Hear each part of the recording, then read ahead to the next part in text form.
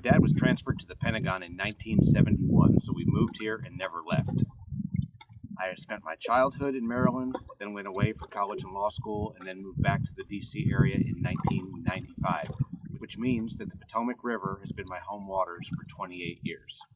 I'm out here on a July day. It's about 95 degrees. I'm kind of feeling sorry for myself because I've not had a very good day of fishing. So I started thinking about what's going to happen when Hannah and I retire in 3 or 4 years. We are definitely moving away from this area sooner rather than later.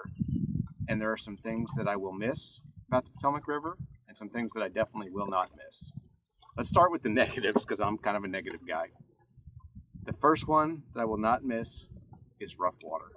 I cannot tell you how many times I've left the house and there's been a forecast of no wind, been no wind at the house. You get to the marina, the sailboats are clanking and there's waves crashing into the jetties. It's just awful. And the waves here, I've never seen them super big, but it doesn't seem to be about the size of the waves. It's the way the tide interacts with them. Oftentimes you can't get any rhythm at all. I am a very careful boat driver. I'm not saying I'm the best boat driver in the world, but even I historically have stuffed one or two. The second thing I definitely won't miss about the Potomac River is the traffic to get here. There are so many days when I just dread coming off the water, not because the fishing's so great, but because I don't want to have to fight 95 to get home. It's really just a hassle. The traffic has gotten worse and worse over the years. It's unfortunate because this area has a lot to offer, but sometimes you don't want to take advantage of it simply because it's a pain in the butt to get someplace. The third thing that I won't miss is a lack of options. You know, we have the Chickahominy about 2.5 hours south. We have the Upper Bay an hour and a half north. We have Lake Anna fairly close, but over the years, consistently, the Potomac has been the #1 fishery in this region. So there's no reason for people to leave the area to fun fish or to tournament fish. And at the same time, lots of people come here from Southern Virginia, from New Jersey, Pennsylvania.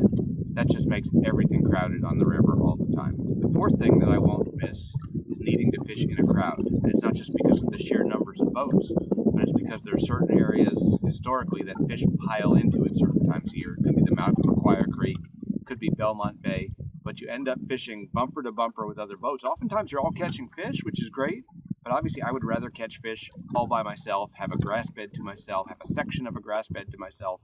And there are a lot of times when you simply can't do that. And the fifth thing that I don't like about having cut my angling teeth here is that I think it's made me a lazy fisherman.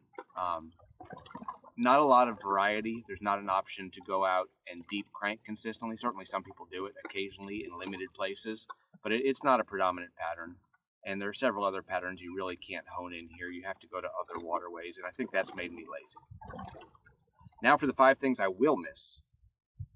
Number 1 is the sense of history here. I fished in front of Mount Vernon, George Washington's home today.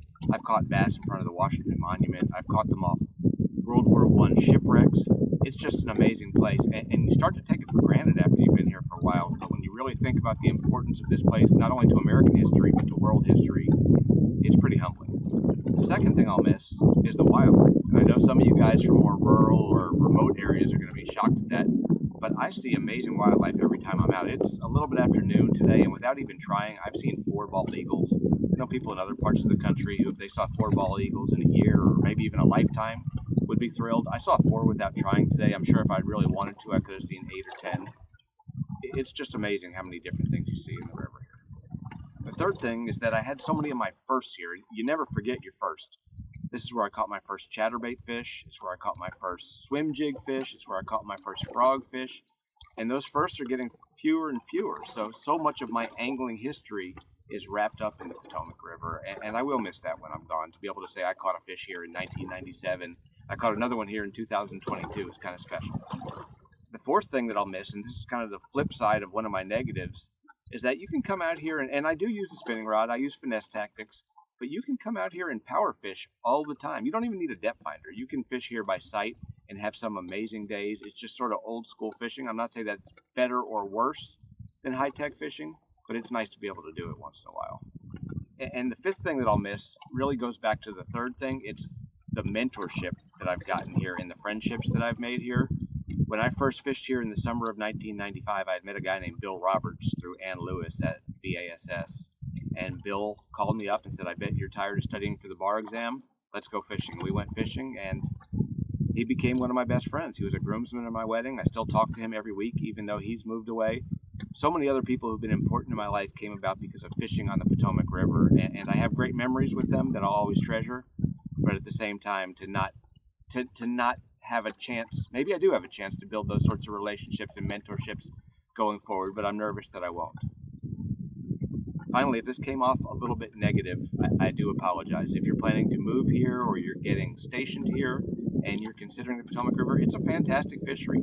To be quite honest, I'll put it bluntly, I am an average fisherman. I've had some great days out here. I've had some days when I've really put the clues together and done well, but I'm average. The river has changed quite a bit over the years. Mostly the location of the grass, the amount of grass, the types of grass, and I haven't kept up with it. I see guys coming in all the time with 19, 20, 21-pound bags, and they make it look easy. And not just one or two guys, but a lot of guys. So this is a great fishery that just sort of makes me want to feel like in the last 4 years that we're here, I want to try to put it together and have just, if nothing else, a few more of those fantastic days before we leave, because this is a really special place. It's America's River.